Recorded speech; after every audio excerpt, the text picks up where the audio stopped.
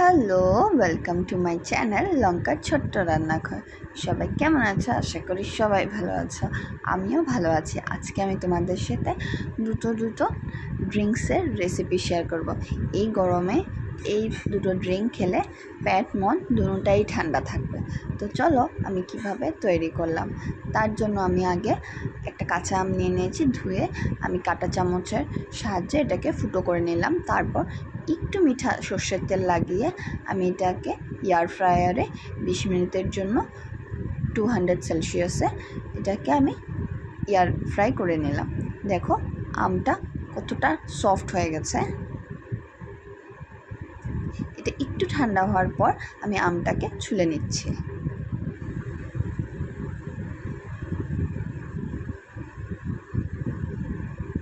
এটা গ্যাসে বা চুলাতেও পোড়া যায়। আমি এয়ার ফ্রাই করে নিলাম এটাকে। তারপর আমি একটা মাটির বাসন নিয়ে নিয়েছি, তাতে আমি আমটাকে সুন্দর করে আমের পাল্পগুলোকে বের করে নিচ্ছি।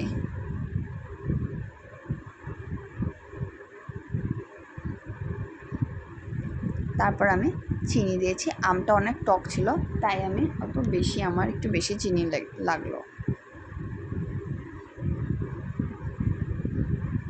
চিনি আর নুন দিয়ে এখন আমি এটাকে সুন্দর করে মিশিয়ে নেব। এখন আমি অল্প করে জল দিয়ে মেশাতে থাকবো এটাকে। দেখো চিনিটাও গুলে যাচ্ছে।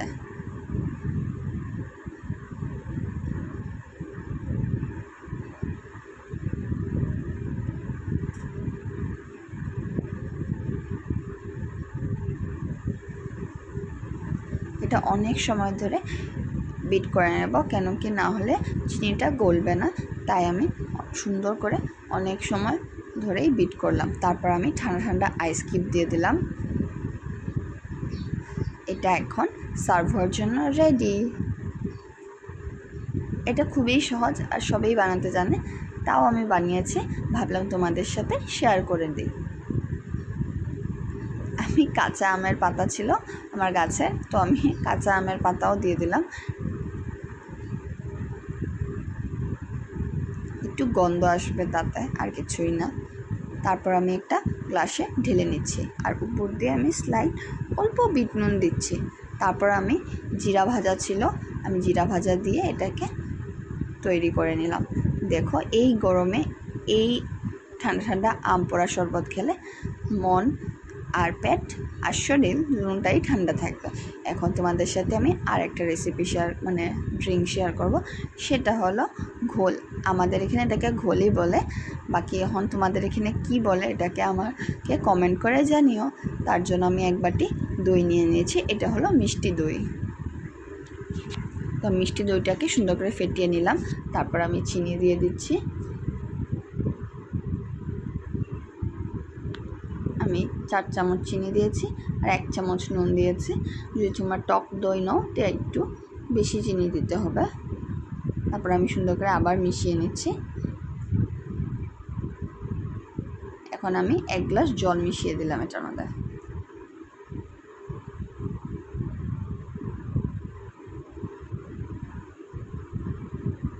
এখন আমি লেবু চিপে নিচ্ছি।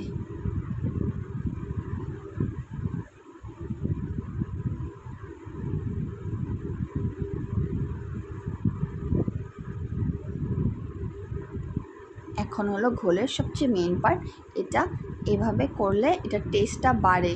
আমি জানি না ঠিক, আমি দেখেছি রাস্তায় যখন ঘোল বানায় বা ঘোল বেচে, তারা সবসময় এই জিনিসটা করে, একটা বাসন থেকে আরেকটা বাসনে ঢালে। কেন করে ঠিক সেটা আমি জানি না, বাট এটা হয়তো করলে টেস্ট বাড়ে, তাই আমিও করে নিচ্ছি।